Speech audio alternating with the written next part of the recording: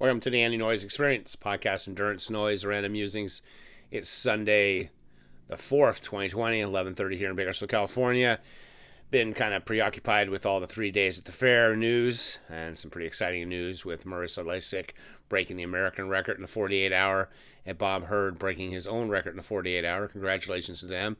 And my buddy the Jester came in second in the 72 hour, just behind by 2 miles. It was a battle until the last night, and the other guy just had a little bit more steam. Other stuff that was going on, of course, there's always endurance news. And the first thing I wanted to bring up was they were talking about, how track and field, and men's track and field especially, and cross country have been getting canceled or discontinued at many of the major universities. And someone posted, Russell Dinkins posted, track has more black male athletes than all other NCAA sports combined besides football and basketball. So why are schools cutting it? Is it because it's one of the sports where schools can't make money off their black students? And it shows here football, basketball, and track and field is the next one, and the track and field is getting cut left and right.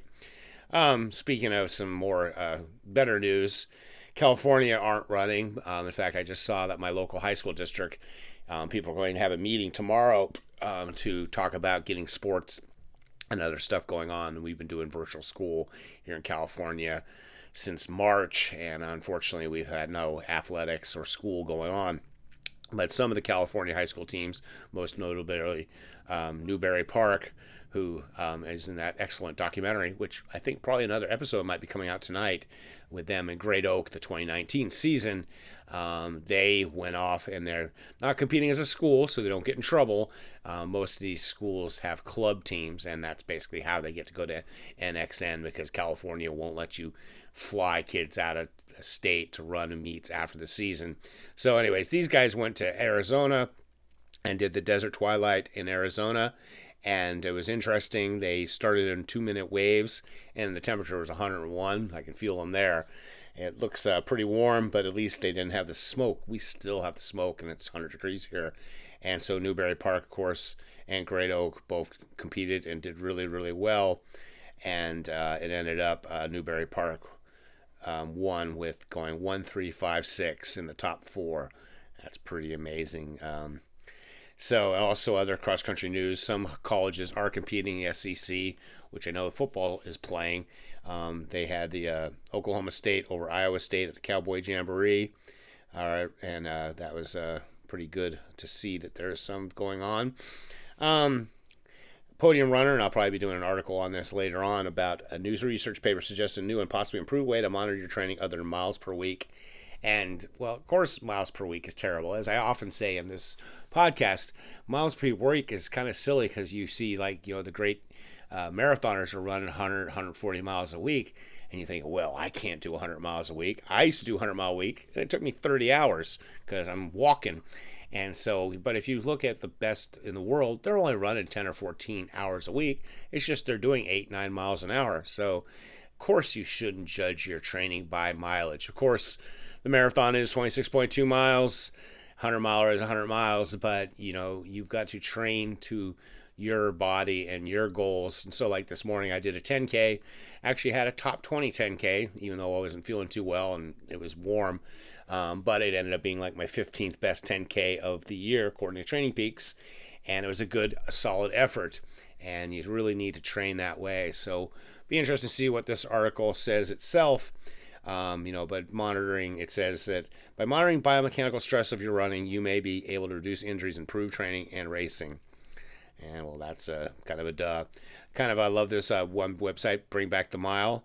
I guess through October 1st through the 13th, you can run a mile and support the charity that they're doing. It's the Navy Mile, and you can see it in the show notes. Talk about that. I think I might try and do a mile. I haven't run a mile or walked a mile in quite some time. Maybe we'll do that Bigger Distance Project run camp. And then, of course, I'm kind of behind on my tweets, so I kind of wanted to roll through here. Of course, Podium Runner did a piece on Jared Ward, who is the sole American man in the London field. Gives an insider look at his week in the bubble and how his training and readiness is going. Molly Seidel was on Citrus Magazine. Picture her all masked up with her pre-shirt, but instead of saying stop pre, it says stop COVID, and showing off her shoes and her bib. And then it says, Hansen runs, says, some people record the London Marathon and watch it at their convenience. Others will set an alarm for 2 a.m. and watch it live. I'm so excited to view a world-class marathon. I simply open my eyes and start cheering out loud for Ward, Sarah Hall, Molly. And, of course, last night I was doing an interview podcast with the Jester. Told him that if he needed help, send me a text in his battle for first place. And so I went to bed. I woke up like at 1 o'clock, kind of checked on Ed, the guy who was chasing, just he wasn't going to catch him. And I knew the marathons were on. The men's race, though, started at 2 a.m., but that was 11 o'clock here. So I knew the women's race, I guess, started first. So I knew the women's race was already over, and I knew the men's race was starting, and I didn't really want to watch 2+ hours. So rolled back over, fell asleep. And then thankfully, when I got up on Facebook, there was somebody on the website. I got the London feed, so it wasn't nearly as bad as, I guess, NBC, because NBC, once again, does all these stupid edits. The guys from Let's Run complained about it, that when there was the big move in the women's race, they didn't have it covered.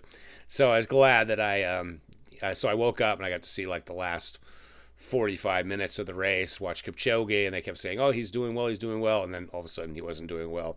But before that, Jonathan Galt of Let's Run said they had a listener poll, and it says, who will win the 2020 marathon? 90% of the people said that it was going to be Kipchoge, and of course 10% the rest of the field. Well, that did not happen. And then, of course, the huge news, why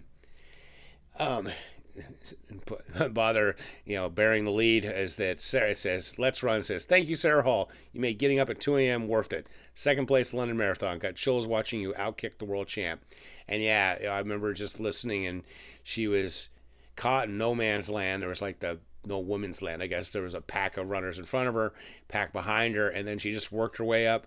And then the last hundreds yards, she chased down and beat the woman and ran 2:22. Just phenomenal. Dave Melly says, because Kipchoge ended up fading, he says, given the way this year has gone, it would almost make too much sense for Kipchoge to lose London. He was the defending champ, and he only lost like one marathon out of the 14 he's run. And the only one he lost, the guy set a world record when he beat him, and the guy ended up getting busted for drugs. It says, Jonathan Gall says, Kipchoge didn't blame the conditions of post-race interview, so who knows what effect they may have had on him. But even in a big jacket, he looked absolutely frozen in the interview with BBC. Sarah Hall, again, she said 37-year-old, 2:22:01, and she's the 6th fastest American. Last year, after the World Championship track, there was the Berlin Marathon that no one was really paying attention to, and then Kenenisa Bekele just missed breaking the record by a couple seconds, and Sara ran that 2:22, and everybody was phenomenal.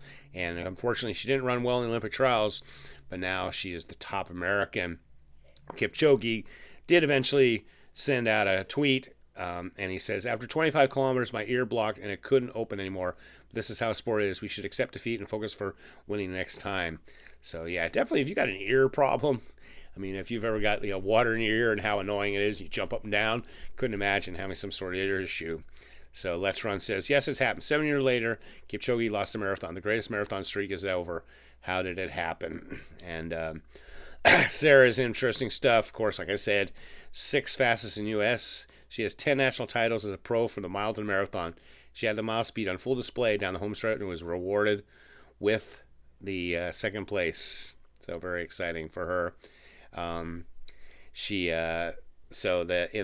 The results in the men's race, Ethiopia's Shirkita outsprints Kenyan's Vincent Kipchoge to win in 2:05:41 to 2:05:42. It's amazing how these marathons, I remember the Tokyo was the same thing, winning by only seconds. Kipchoge was 8th in 2:06:49. His 10-year streak is over. The Shura guy, it's kind of nice to see him win. I think he came in 2nd last year in London and has been the bridesmaid a few times, so it's good to see that he's done that. Chris Chavez says, here's Kipchoge's records. He's Hamburg, he was 2:05 in his debut, and then the only time he got 2nd was in Berlin in 2013, and then, of course, just keeps going on and on. So congratulations. He's had a great career, and he's not done, I bet. Jonathan Galt says, it was pretty cool here.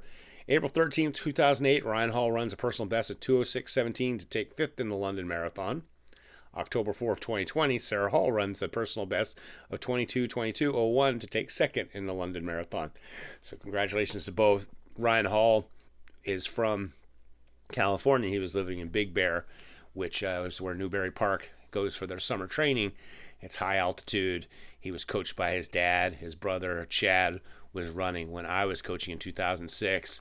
Phenomenal, lots of fast runners. And of course, Sarah Hall was running back then here in California too. I think her name was Sarah B. And she's always been a top runner too. Then they got married and they've adopted a whole bunch of sisters, like 3 or 4 Ethiopian sisters. So they've been pretty busy. And congratulations to both of them and their careers. And that was great. And then, of course, the big thing, and just kind of recap, USA Ultra Running posted, Marisa Lizak, Marina Del Rey, just set the record for the 48-hour at 2:43.5 in her debut at 3 days at the fair. She averaged 11:48 pace, surpassing Tracy Fallow's 24:22 in 2014. And I was there at the Dome when she did that. And that was Tracy's first 48, and it appears that this was Marissa's first 48. Oh, it's kind of these multi-day races. My best 6-day was my first one, and since then I haven't been able to try and figure it out. And then, of course, Bob Hearn, who great guy I've known for quite some time. Him and Marissa were battling it out for quite some time, especially after Camille stopped at 18 hours with an injury issues, and Bob broke his own record from 50-54 age group, and they did 240.3. So just phenomenal times. Bob is just such a great runner, methodical. Highly recommend checking out his blog if you really want to learn the science and how to do multi-day racing and not have the same issues over and over and over. So I'm sure I will probably talk to the Jester about how his race ended. And as always, stay healthy, be born.